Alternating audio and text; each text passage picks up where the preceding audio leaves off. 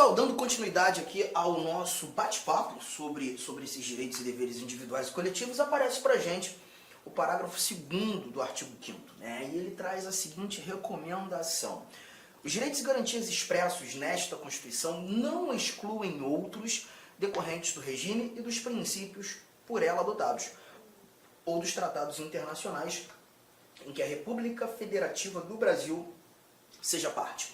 Bom, o que a gente extrai dessa leitura desse nosso parágrafo 2º? Primeiro ponto importantíssimo: grifo que os direitos expressos nesta Constituição não excluem outros. Não excluem outros.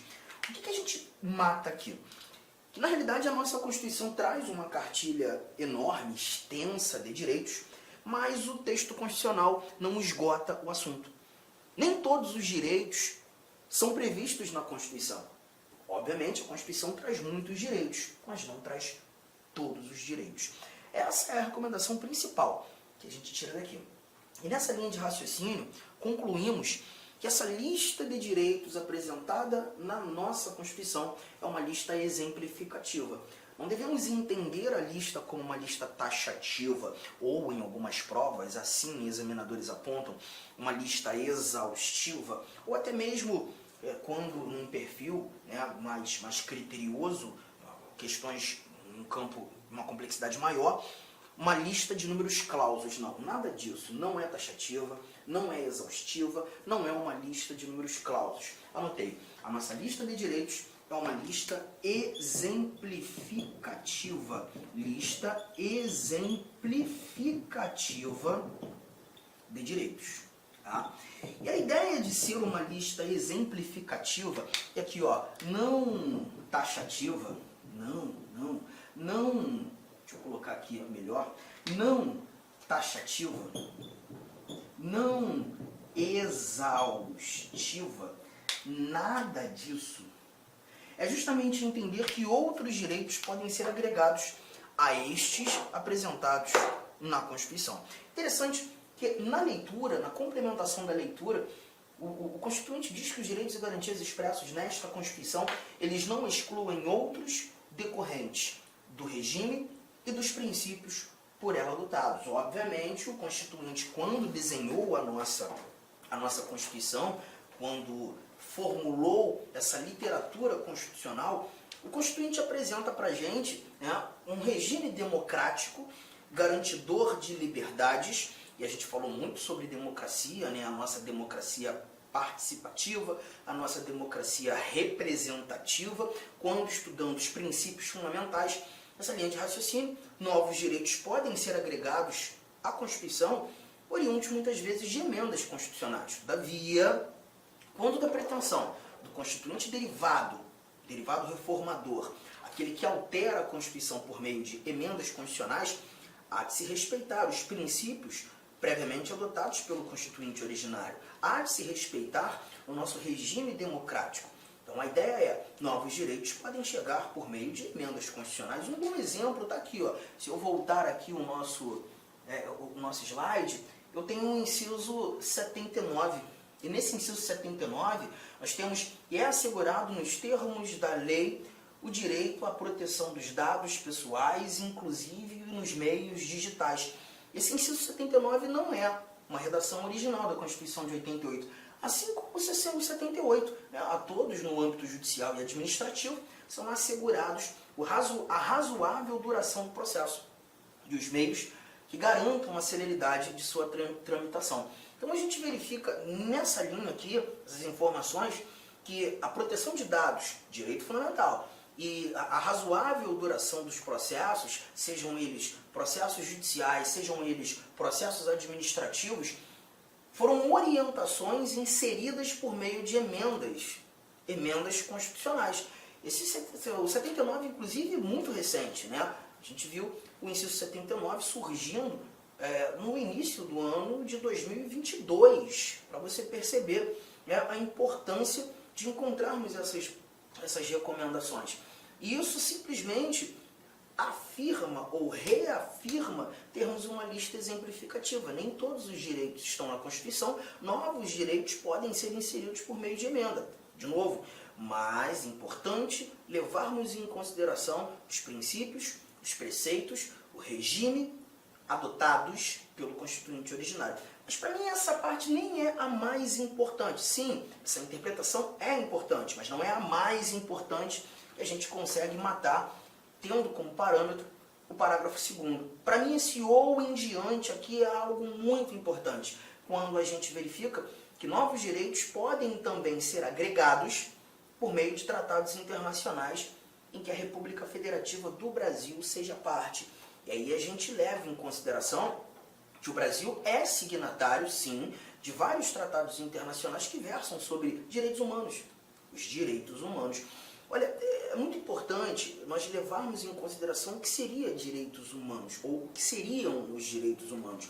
Muita gente tem uma dificuldade muito grande, a gente visualiza no dia a dia, no cotidiano, né, o pessoal falando sobre direitos humanos de uma maneira um tanto quanto informal demais, ou até mesmo de forma discriminatória, não sei se seria a melhor palavra, mas isso acontece muitas vezes pelo fato de não saberem genuinamente o que são direitos humanos.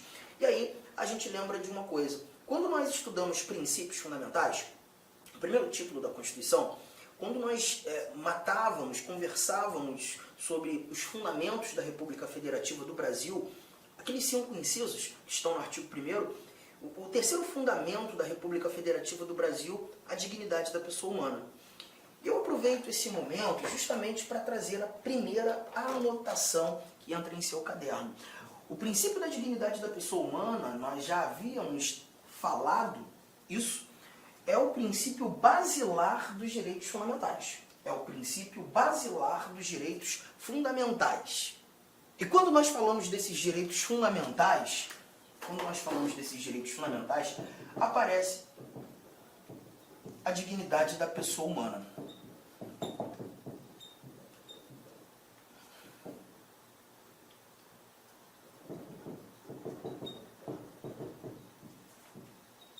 Bom, vamos lá, vamos entender isso aqui. Tá?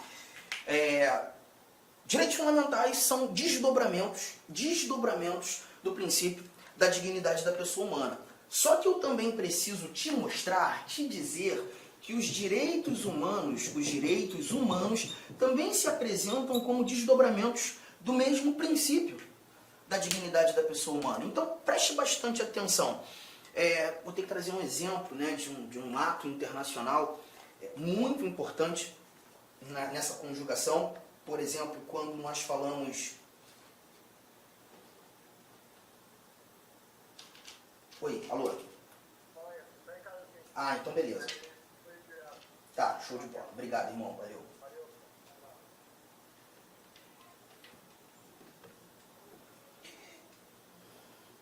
Tratar da Declaração Universal dos Direitos Humanos. A Declaração Universal dos Direitos... Eu vou voltar à parte dos direitos fundamentais. Espera aí.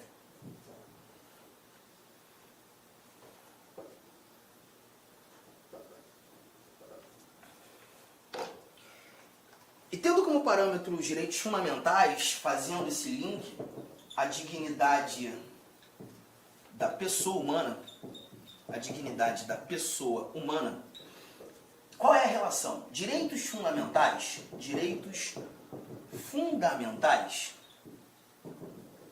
são desdobramentos desse princípio. Tudo bem? Até aqui? Só que eu também preciso te dizer que os direitos humanos também se apresentam como desdobramentos desse mesmo princípio.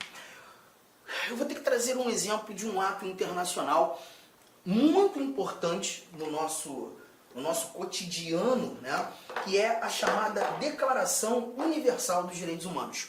Essa Declaração Universal dos Direitos Humanos foi o primeiro ato internacional sobre essa ramificação de direitos humanos, um ato que buscou efetivamente internacionalizar direitos humanos. Esse ato nasce 3 anos após a criação da ONU, pela Assembleia Geral das Nações Unidas, precisamente no dia 10 de dezembro de 1948, em Paris.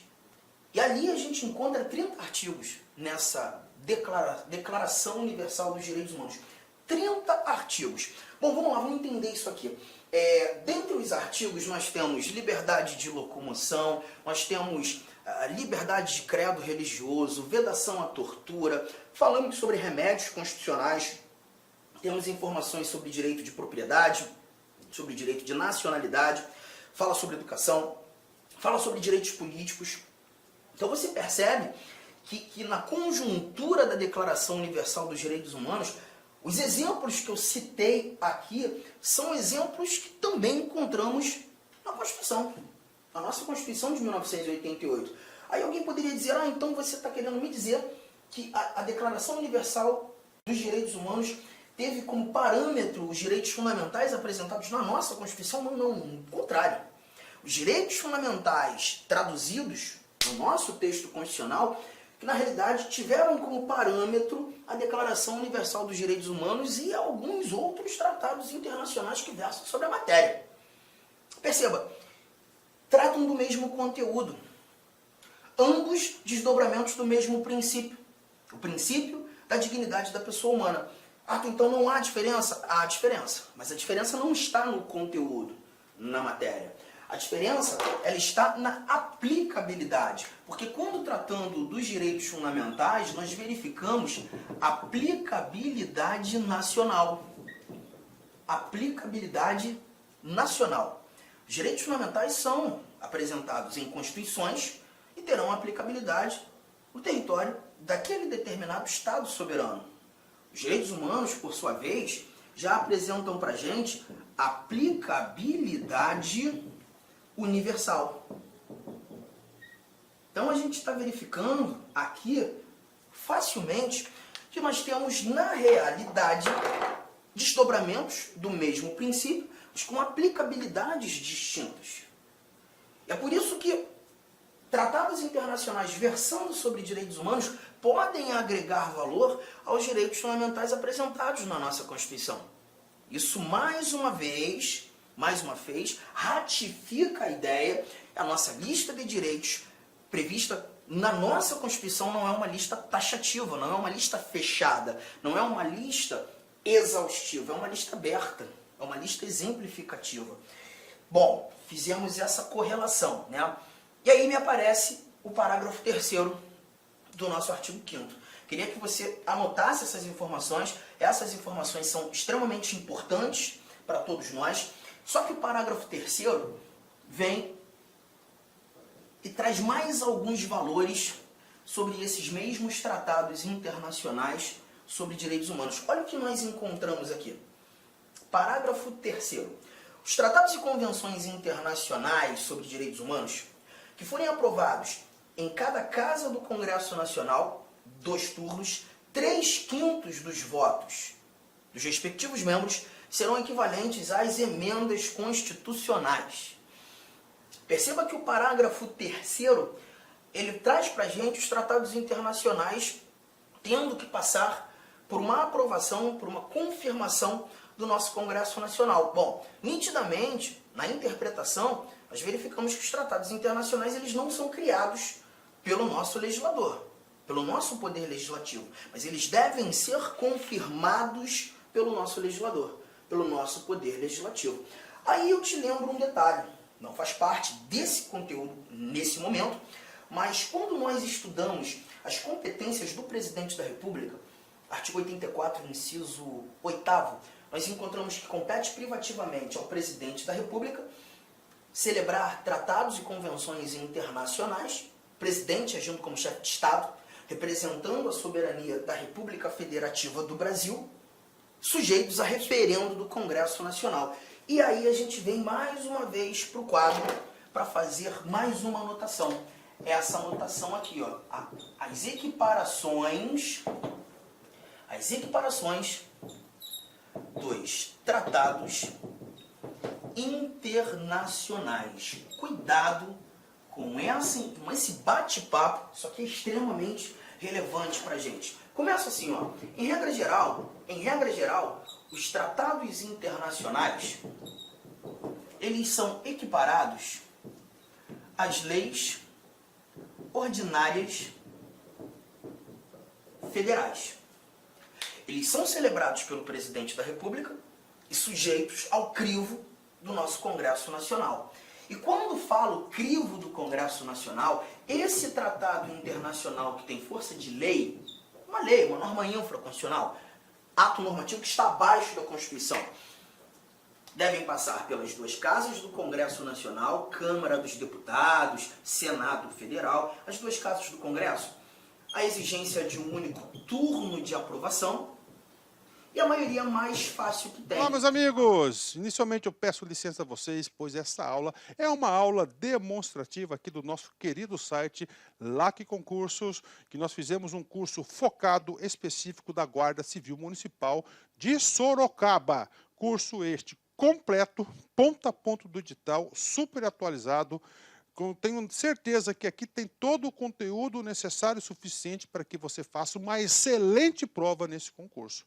Professor, o investimento, cara, super promoção, apenas R$ 119,90, você vai ter acesso a todo esse conteúdo, o restante dessa videoaula, você vai ter o PDF, cara, você vai ter muito mais. Cara, e outra coisa, no site, eu peço que você estude via menu Personal Coach. O que é isso? É a nossa metodologia vitoriosa. Tá? Ali, nosso setor pedagógico pegou todo o conteúdo, transformou em metas diárias de estudos. Cada meta que você cumpre é uma meta importante rumo à sua aprovação. Tudo bem? Professor, qual que é a minha meta? É sempre antecipar a meta. Vamos supor que hoje é dia 15 de julho. Cara, você tem que já fazer de hoje e de amanhã, dia 16. Eu vou terminar mais cedo, você refaz, você faz revisão. Você não quer passar? Então vem comigo aqui na LAC Concursos. Tem um link aqui embaixo para você diretamente lá fazer a sua matrícula. Pode vir, não é fake news, cara, não tem golpe. Nossa seriedade aqui é muito grande. Nós queremos que você conheça o nosso serviço. Valeu, tchau!